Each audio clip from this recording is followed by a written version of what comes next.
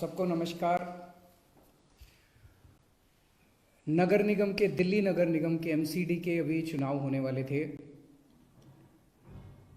9 तारीख को जो दिल्ली चुनाव आयोग है, स्टेट इलेक्शन कमीशन है दिल्ली का, उन्होंने सुबह सुबह एक प्रेस इनविटेशन भेजा कि आज शाम को 5 बजे चुनाव आयोग एमसीडी के चुनावों की तारीख का ऐलान करेगा, डेट्स ऐलान करेगा, किस तारीख को नॉमिनेशन होगा, किस तारीख को विड्रॉ किया जा सकता है, चुनाव किस तारीख को होंगे।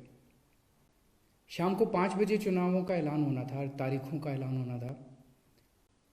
4 बजे, उसके 1 घंटा पहले, केंद्र सरकार ने चुनाव आयोग को चिट्ठी लिखी कि हम दिल्ली के तीनों नगर निगमों को एक साथ एक नगर निगम बनाने जा रहे हैं, इसलिए आप ये चुनाव टाल दीजिए।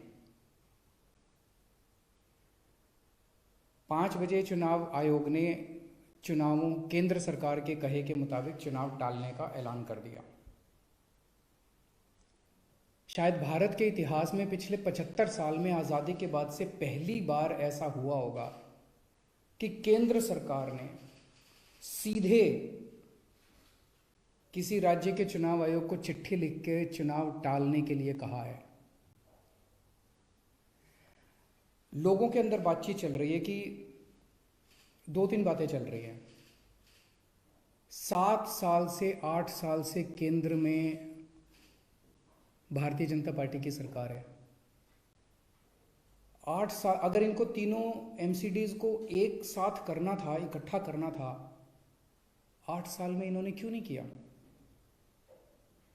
चुनाव की तारीखें ऐलान करने के 1 घंटा पहले इनको अचानक याद आई कि अब हमें तीनों एमसीडी को इकट्ठा करना है, इसलिए चुनाव टाल दिए जाएं।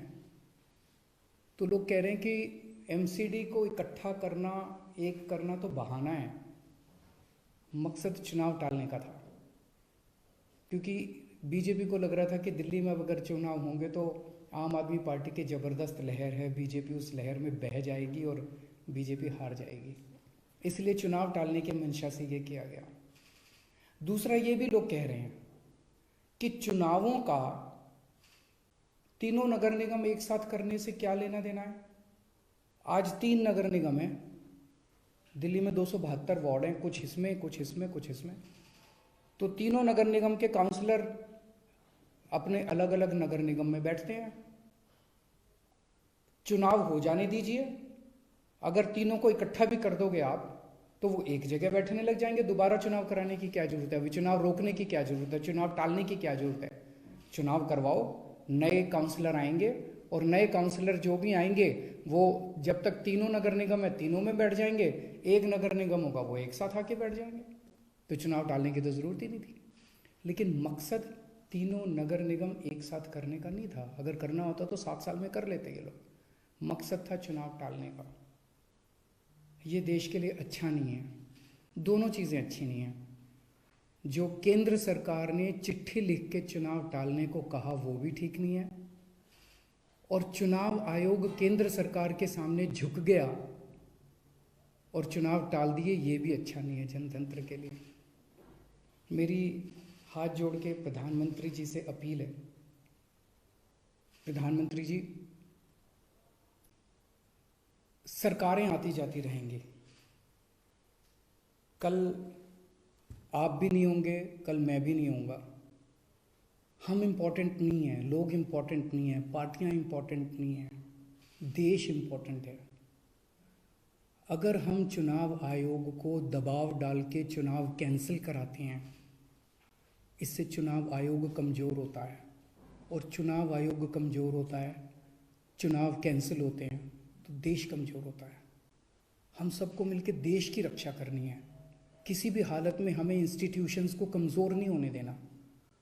मेरी आपसे हाथ जोड़ के विनती है, चुनाव कैंसिल मत कराइए। अगर चुनाव कैंसिल होते हैं, ये जनतंत्र के लिए बहुत बड़ा खतरा है।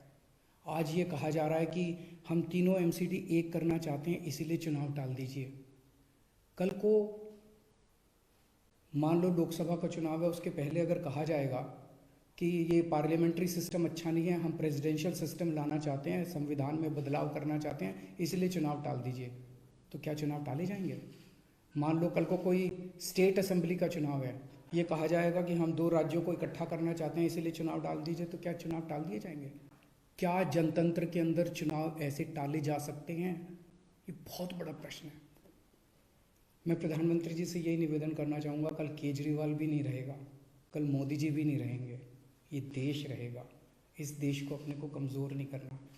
मुझे नहीं पता कि राज्य के हमारे जो स्टेट इलेक्शन कमिश्नर हैं उन पे ऐसा क्या प्रेशर डाला गया, उनको क्या धमकी दी गई, इनकम टैक्स की, ईडी की, सीबीआई की, कोई धमकी दी गई, या वो अभी अप्रैल में रिटायर हो रहे हैं तो उनको पोस्ट रिटायरमेंट कोई लालच दिया गया, मुझे नहीं पता क्या दिया गया, लेकिन वो तुरंत 1 घंटे के अंदर चुनाव टालने को तैयार हो गए। ऐसे संस्थाएं कैसे चलेंगी?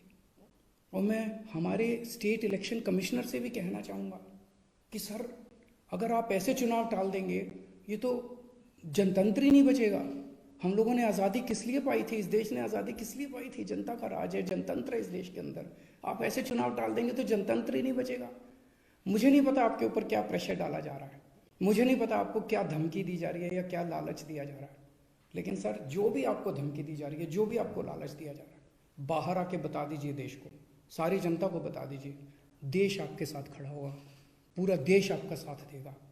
पर झुकिए मत सर, किसी के सामने मत झुकिए। देश की बात है, जनतंत्र की बात है। नमस्कार।